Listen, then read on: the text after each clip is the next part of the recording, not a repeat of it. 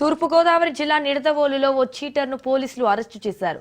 Hyderabad software కంపెనీలో పనిచేస్తున్న ఓ మహిళా ఉద్యోగిని ఆమె నగ్న చిత్రాలు తన వద్ద ఉన్నాయంటూ బెదిరించి 2,53,76,000 నగదును కాజేశాడు చీటర్. బాధితురాలి ఫిర్యాదుతో చీటర్ను తూర్పుగోదావరి జిల్లా పోలీసులు అరెస్టు చేశారు.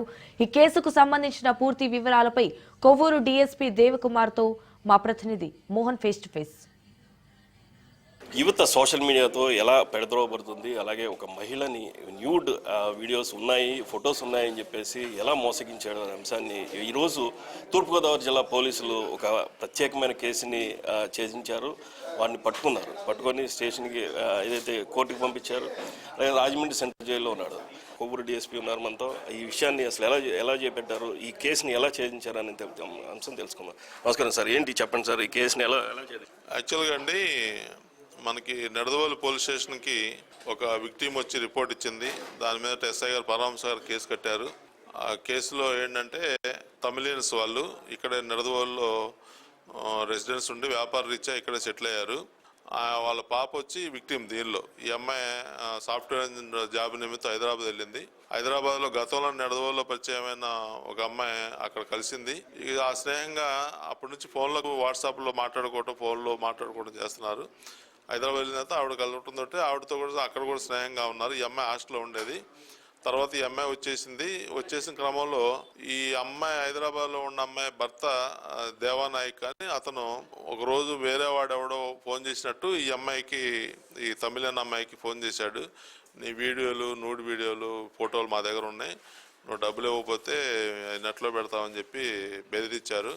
బెదిరిస్తే అమ్మాయి కొంత డబ్బులు ఇచ్చి, ఆ డబ్బులు ఈ నాయకు చెప్పింది, ఇలా ఉంది నాకు ఫోన్ వస్తుందంటే నేను సెటిల్ చేస్తానులే, అవన్నీ లాగుతాను, నీకు ఎక్కడి నుంచి ఫోన్ అవన్నీ పెట్టలో చెప్పమంటే ఈ అమ్మాయి చెప్తే ఈ ఢిల్లీ అక్కడ బెదిరించి అవన్నీ తీసుకున్నట్టు తిరిగి అమ్మాయి కాల్ చేసి నేను అన్నీ లాగేసాను అమ్మ వాడి దగ్గర, ఇక నీకేం భయం లేదు, హ్యాపీగా ఉండని చెప్పి అక్కడ నుంచి ఇక డైరెక్ట్గా వీడే దేవానాయకు బ్లాక్మెయిల్ చేయటం మొదలుపెట్టి నాకు నువ్వు ఆ వీడియోలను నేను తీసుకొచ్చాను వాడి దగ్గర నుంచి, నాకు ఎంత డబ్బులు ఇవ్వాలని చెప్పి 2021 నుంచి కంటిన్యూగా ఫోన్లు చేసి వీళ్ళ దగ్గర నుంచి డబ్బులు లాగుతున్నాడు. ఈ డబ్బులు కూడా పాపం వీళ్ళు కొంత సంపాదించుకున్న డబ్బులు, కొంత ఇల్లు తాకడ పెట్టారు.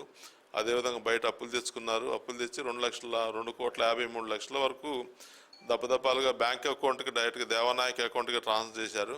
ఆ డబ్బులతోటి వాడు అక్కడ విలాసవంతమైన జీవితం కాకానిలో గడుపుతున్నాడు. ఒక ఫ్లాట్ కొనుక్కున్నాడు. అదేవిధంగా 70 లక్షలు ఇంట్లో పెట్టుకున్నాడు. గోల్డ్ 1 కేజీ వరకు, వెండి ఒక 2 కేజీలు వెండి వరకు, అదేవిధంగా కారు ఒకటి, బుల్లెట్ ఒకటి, ఈ విధమైన లైఫ్ లీడ్ చేస్తున్నాడు. అయినా సరే వాడు ఇంకా ఆ చీటింగ్ నేచరు, ఆ ఎక్స్ట్రాషన్ నేచరు ఇంకా వసూలు చేయాలి వీళ్ళ దగ్గర అని చెప్పి మళ్ళీ 14 లక్షలు డిమాండ్ చేశాడు. అప్పుడు వీళ్ళకి ఇంకా లాభం లేదు, మనం ఇప్పటికే 2,53,00,000 వరకు ఇచ్చాం, మనం పోలీస్కి వెళ్ళాలని చెప్పి స్టేషన్కి వచ్చారు.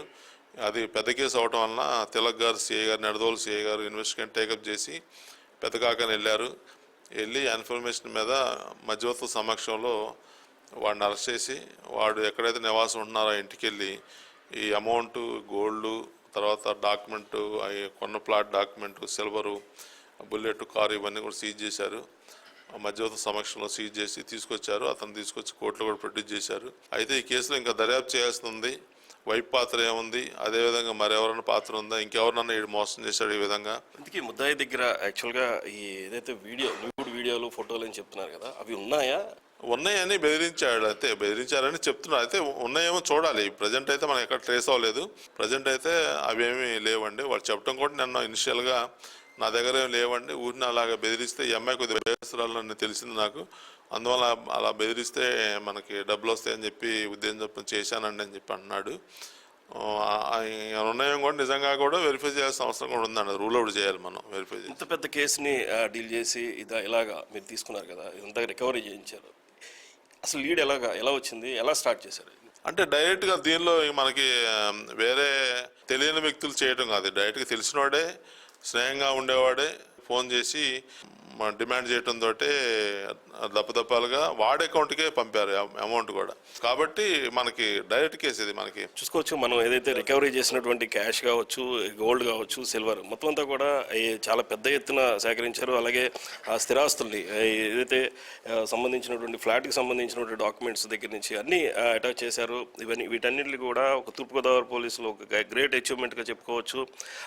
ముఖ్యంగా చూసుకుంటే ఇక్కడ ఎస్పీ ఆదేశాల మేరకు డిఎస్పీ దేవకుమార్, అలాగే నిడదవోలు సిఏ పవన్, వీళ్ళందరూ కూడా చాలా నిడదవోలు సిఏ తిలక్, వీళ్ళందరూ కూడా చాలా పకడ్బందీగా ఏదైతే వలపన్ని అని పట్టుకొని మొత్తం అంతా కూడా రికవరీ చేశారు. ఇంకా కొంత రికవరీ చేయాల్సిన అంశం ఉంది. ఇంకా పూర్తి ఇన్వెస్టిగేషన్ కూడా జరుగుతుంది. ఒక 5 రోజులు కస్టడీకి కూడా అడిగామని చెప్పేసి డిఎస్పీ దేవకుమార్ చెప్తున్నారు. కెమెరా పర్సన్ ముత్యంతో మోహన్, రాజ్ న్యూస్.